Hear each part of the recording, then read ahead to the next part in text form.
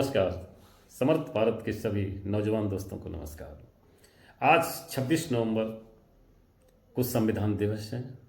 हमारा संविधान आज ही के दिन 26 नवंबर 1949 को लागू हुआ था। आज के दिन ही वास्तव में हम इंसान बने थे। इससे पहले इस सृष्टि के प्रारंभ से यानी कि सैंधव सभ्यता से अगर लगाकर देखें तो मनुष्य नहीं थे, मानव थे। यहाँ की जाति व्यवस्था ने, वर्ण व्यवस्था ने दलितों को, पिछड़ों को कोई अधिकार नहीं दिए थे। हम सिर्फ दूसरों की सेवा करने के लिए पैदा हुए थे। लेकिन 26 नवंबर 1949 को बाबा साहब डॉक्टर भीमराव अंबेडकर की बदौलत हम सब इंसान बने।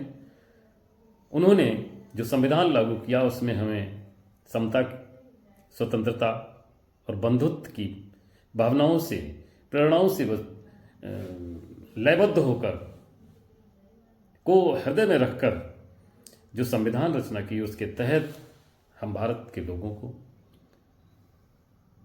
इतने अधिकार प्राप्त हुए, मूल अधिकार प्राप्त हुए, नैसर्गिक जीवन जीने का अधिकार प्राप्त हुआ, खुली हवा में सांस लेने का अधिकार प्राप्त हुआ, बोलने का अधिकार प्राप्त हुआ, कहीं भी बसने का, कोई भी संघ बनाने का, किसी भी प्रकार से अन्याय के प्रति प्रतिरोध करने का, यानी कि न्याय के समक्ष क्षमता, स्वतंत्रता और बंधुत्व जैसे आदर्श प्राप्त हुए, जिससे हम वास्तव में पूरे विश्व में सर उठाकर जीने लायक व्यक्ति बने।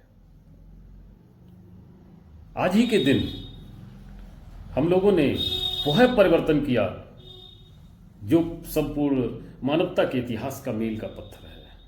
आज हम 130 अरब की आबादी वाले देश हूं, लेकिन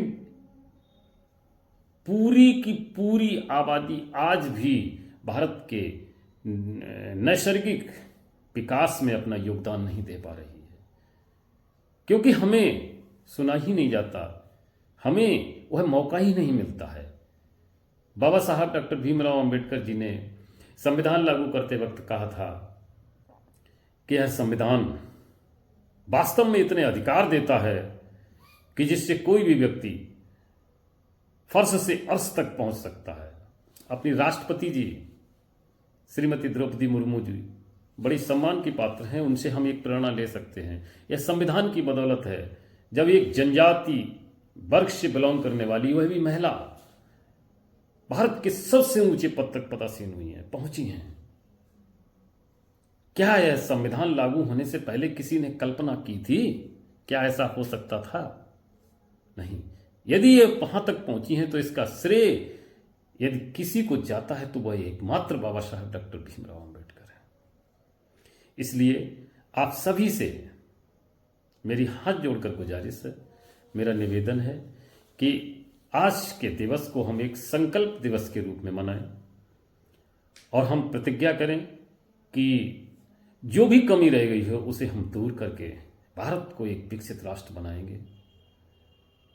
अगर हम अतीत में झांक कर देखें तो 1950 के आसपास भारत, पाकिस्तान और चाइना एक जैसी स्थिति में थे। फिर आज क्या कारण है कि पाकिस्तान बहुत पीछे चला गया, भारत बीच में खड़ा है और चाइना सुपर पावर बन गया है?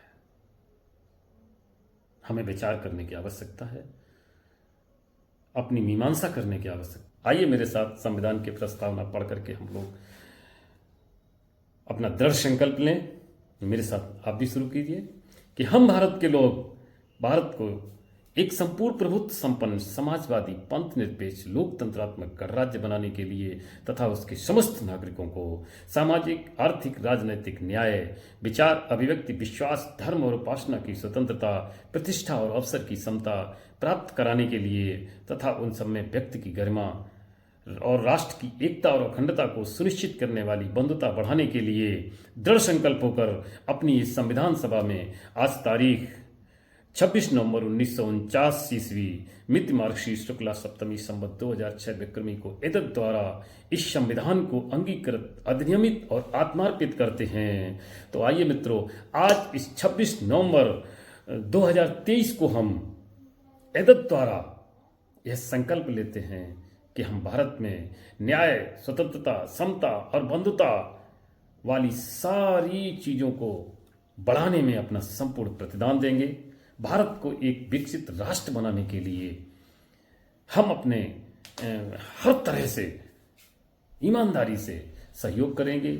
जो भी शक्तियां इस हमारे संविधान को सिर्फ कागज का पुलिंदा बनाए हुए हैं, गैर कानूनी तरीके से कार्य करती हैं, चाहे वो भ्रष्टाचार हो, चाहे वह किसी भी प्रकार के घोटालेबाज हों, इन सबको दंड दिलाएंगे, इन सबको सत्ता से हटाएंगे और संविधान की रक्षा करने वाले लोगों को सत्ता के शीर्ष तक पहुंचाएंगे। दोस्तों, आज मेरी ये पहली वीडियो है। संविधान दिवस के अवसर पर भारत को समर्थ बनाने के लिए समर्थ भारत के नाम से मैंने अपना YouTube चैनल लॉन्च किया है। आज ही बनाया है। आज से हम आपके बीच में भारत को समर्थ बनाने के लिए सभी प्रकार की एजुकेशनल, पॉलिटिकल, सोशल एक्टिविटीज से संबंधित जो भी भारत को समर्थ बनाने के लिए योगदान देने वाली होंगी, आपके बीच में मैं प्रस्तुत करता रहूंगा। अगर ये मेरी वीडियो पसंद आए, आपको अच्छा लगे, तो प्लीज़ मेरे चैनल को सब्सक्राइब कीजिए, शेयर कीजिए और मेरा प्रोत्साहन कीजिए। हम लोग संकल्पबद्ध होकर एक नए भारत का निर्माण करेंगे, समर्थ भारत बनाएंगे। बहुत बहुत धन्यवाद।